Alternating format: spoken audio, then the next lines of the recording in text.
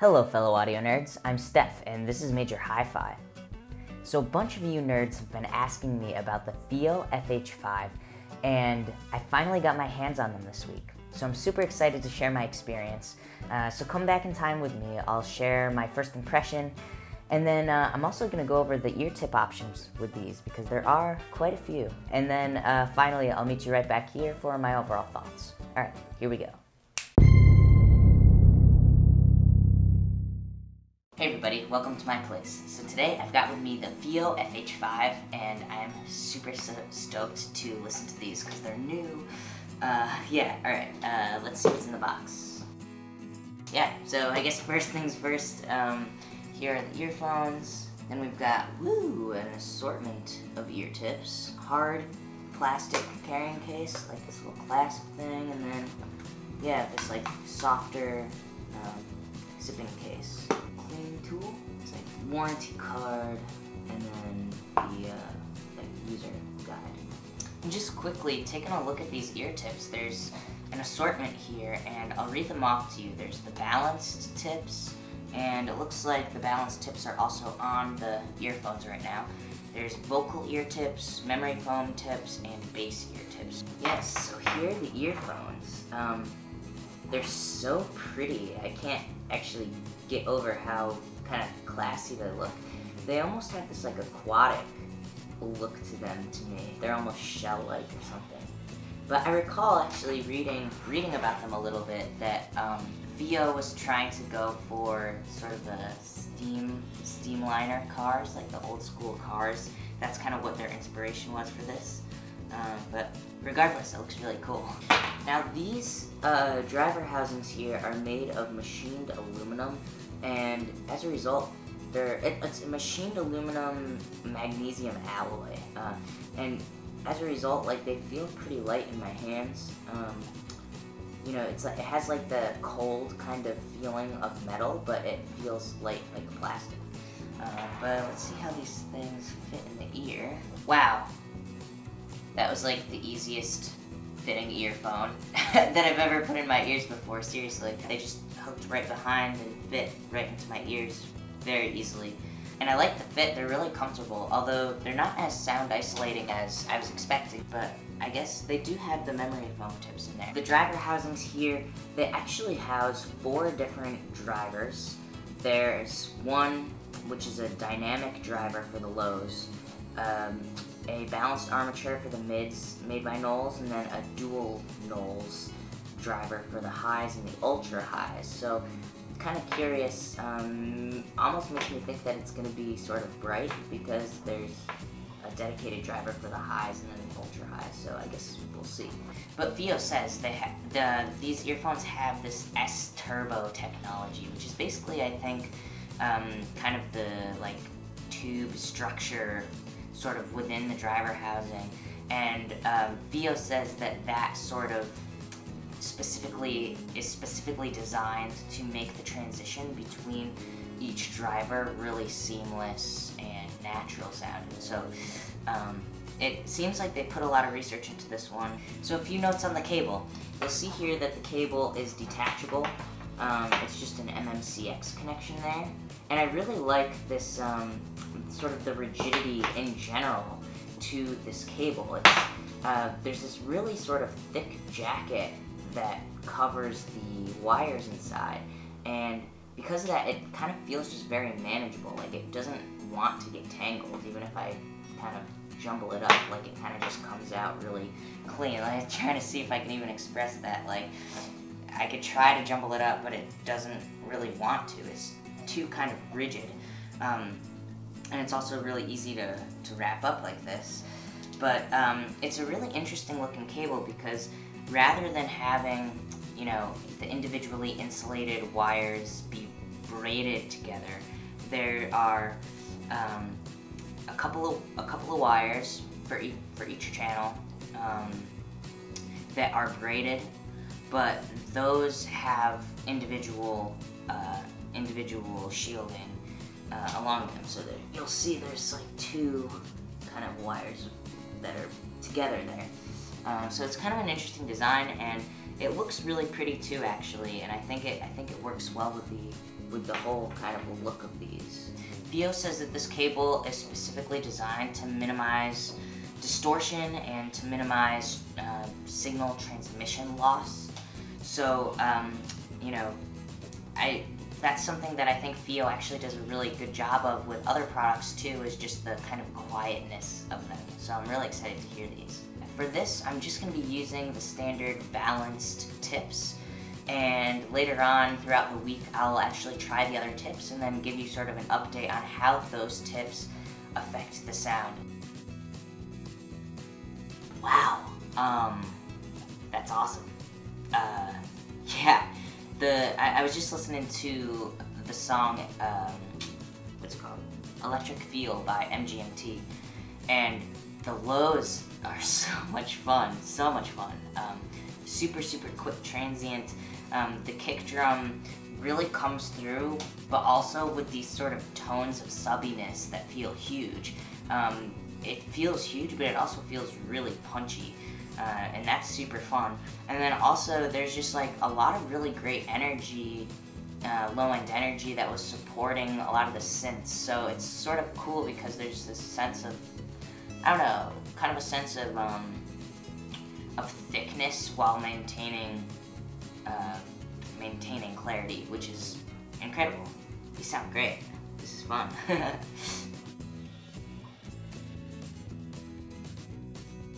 Very interesting. So the mid-range, I'm listening to a song called No Woman by the band Whitney, and the mid-range is super interesting. It really contrasts quite a bit with the low frequencies and the high frequencies, which are so like quick with the transients. And the mid-range feels a little bit smoother. There's a little bit more sense of like warmth there, and you know, despite that, it still feels very spacious and there's a lot of separation, but there's definitely more of a sense of kind of smoothness, for lack of better words. I don't know. The guitars, the horns, the keys, the bass guitar, they all sort of feel like there's this sense of like, they're not as forward as other kind of regions of the frequency spectrum. Although I will say the bass, it does feel like now that there's a bit of a low mid boost maybe in there, so the bass got a little bit of extra energy there. But the most interesting sounding thing in this song when I was just listening was the acoustic guitar, which is obviously a super harmonically rich instrument. So kind of the pluckiness, the more of the high frequencies with it had this really active sort of dancey, you know, dynamic response. Meanwhile, sort of more of like the mid-rangey part of that guitar felt smoother, so it kind of had this interesting sense of character to it that sounds really, really cool, very aesthetically pleasing, and sounded really nice with this song. Alright, so I was just listening to the song Inception by the McCoy-Tyner Trio, and it's really sort of interesting with the high frequencies because, first of all, I definitely get a sense that there's a bit of an emphasis there. The taps on the cymbals come through with a little bit more energy, and I'm not sure, it feels like sort of a fine line between it having more energy because it's louder, or there's more, you know, there's a boost there, or does it have more energy because of the quick transient response and sort of the feeling of activity that you really get from it? I think probably a combination of both, but regardless, the cymbals are coming through a little bit more loudly, or more stealing my attention a bit more in the mix than they do normally. And as like a nerd about the drums and that, like, I really actually sort of like that. However, you know, it begs the question, is this gonna work for everyone and every mix and every genre? And I think the answer might have to be no on that, but it does sound very aesthetically pleasing, and I'm kind of curious to see how it reacts to something that really needs and wants more of a flat response. So I'll sort of test out the waters a little bit. Saying that, I did think that the cymbals in that song sounded really harmonically rich, although I did get a little bit more of the transient response than like the sustain of the cymbal, and so like the harmonic richness is a little bit quieter than the actual attack of it, if that makes sense. And honestly, I'm about to listen to some classical music here, some Brahms. I don't know that much about classical music, and I'm very curious to know what y'all like to listen to, because I enjoy Brahms a lot because it feels really like emotional to me. Like I for some reason his songs have this like emotional energy that kind of resonates with me, but I'm very open to music suggestions in the classical department because I don't know that much about it. But anyway, alright, let me take a listen here.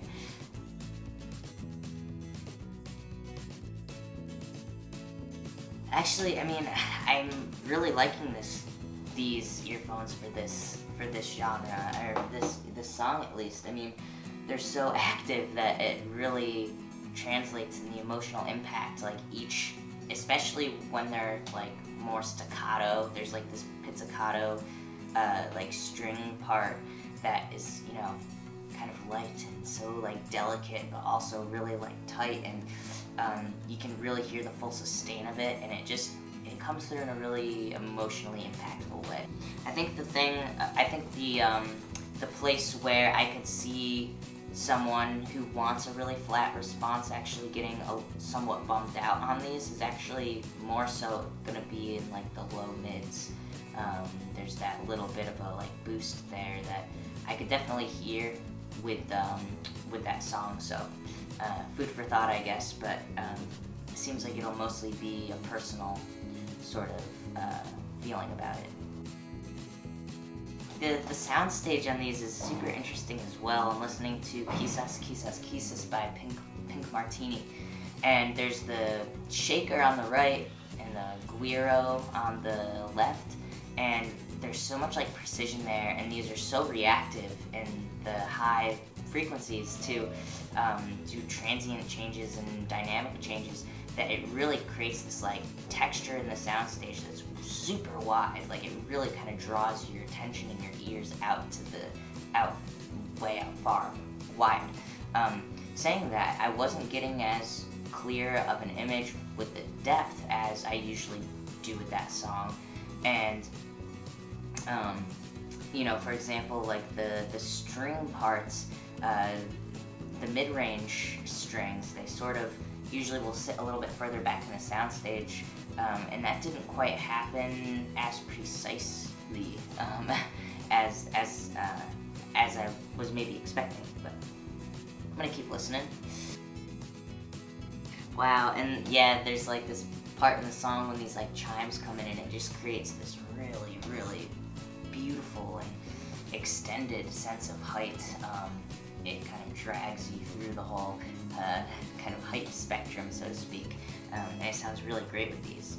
And I guess the thing that I'm realizing is that for the other sort of like mid-rangey instruments, the vocal, the guitar, strings, they sit in a really similar place depth-wise from the listener. It's not so close to your face that it feels like it's like so intimate, but there's a little bit of space there, and they all sort of like sit right in that region. So it's kind of interesting. Very excited to listen to these more as the week goes on, and also with the ear tips, I'm curious how that will change things. And now I will bring you to when I have listened to those different ear tips, and I will share my thoughts with you. So here we go now. Oh, hi. Fancy meeting you here. The balanced ear tips are just the tip of the iceberg, and so, yeah, let's see what these other ones sound like here.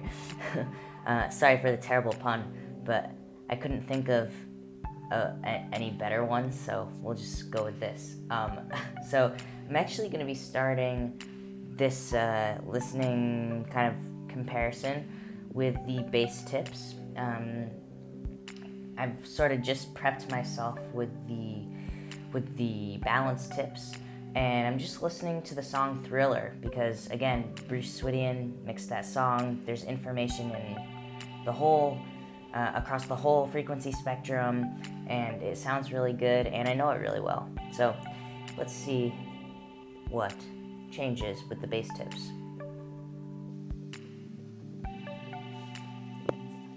Yeah, I mean, already I'm starting to get the sense that there's definitely more weight down there. But it's interesting, it's not so much affecting the kick drum in Thriller, it's more so affecting like the bass guitar, or the bass synth, whatever that is. I think it's a bass guitar. It's more so affecting that, and it's sort of creating like more low frequency extension actually, I'm finding, which is kind of interesting. And it's cool because this sort of like added low weight isn't really making things cloudy at all. Strangely enough though, it is affecting the highs a little bit. I'm noticing that the hi-hat sort of seems to be somewhat like its energy is like mostly coming through in sort of a different place in the high frequency spectrum region. It feels a little bit lower in the highs to me than the balanced ones, where it feels sort of more nuanced and like there's a little bit more extension there. It's a little bit less with this, so it's really sort of bringing the bass to a different kind of place, but also affecting the highs a little bit. Alright, so I quickly did another listen with the balanced tips, so now I've just switched over to the vocal tips now. Let's see how these sort of compare.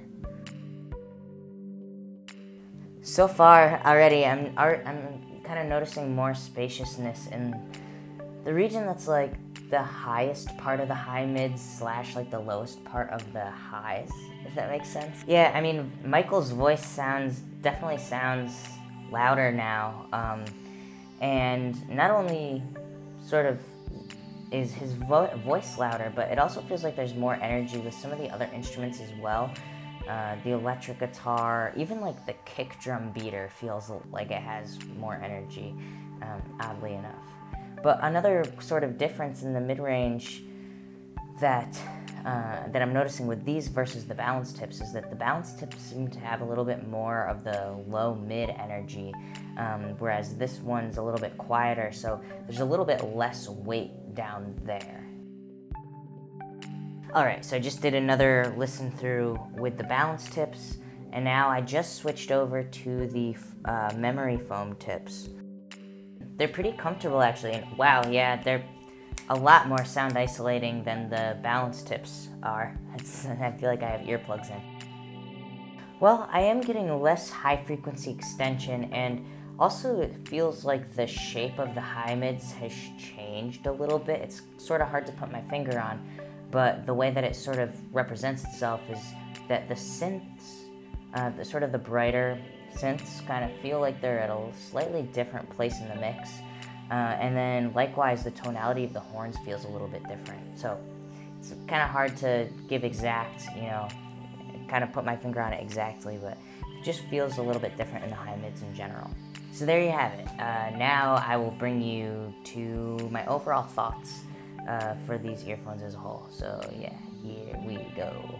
Yes, so the low frequencies of these have a lot of energy, and a lot of that too is subby energy. And despite that fact, there's still a very, very controlled sense of tightness to the low frequencies. The low frequencies are tight, punchy, and really focused, and as a result, this contributes to the groove in a big way. The dynamics of them are remarkably active, and you'll definitely get a sense, like an extra added sense of groove from the low frequencies with these, which makes it great for a variety of genres, but especially really fun to listen to funk music, really fun for hip-hop, pop, and also really works with rock and roll. So it's kind of works with a variety of things. In comparison to the low frequency dynamics, the mid-range is definitely smoother. The dynamics aren't as active or dancey as the low frequencies, but it is still very aesthetically pleasing.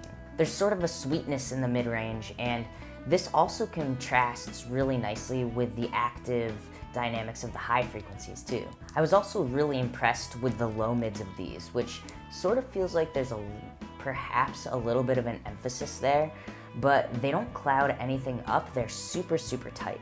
So you sort of get this effect of having it feel kind of thick and really having a lot of power, while still maintaining a sense of clarity and a sense of just precision. The high frequencies felt like they had a little bit of emphasis to them, but that wasn't really the most notable part of the high frequencies. To me, it was more so the transient response and the sense of activity in the highs really creates so much energy up there that they're really such a fun pair of earphones to listen to. The activeness of the dynamics in the low and the high frequencies really contributes to the soundstage because it gives the sense of texture to both the sense of height and the sense of width. It's not as precise in the sense of depth, and in general, the depth sort of sits in a little bit of a shallower plane in general. However, because of the spaciousness in the mid-range, reverbs and room mics come through in a really clear way. So if the mixer is using those sort of tools in order to create more of a soundstage, it comes through much more vividly.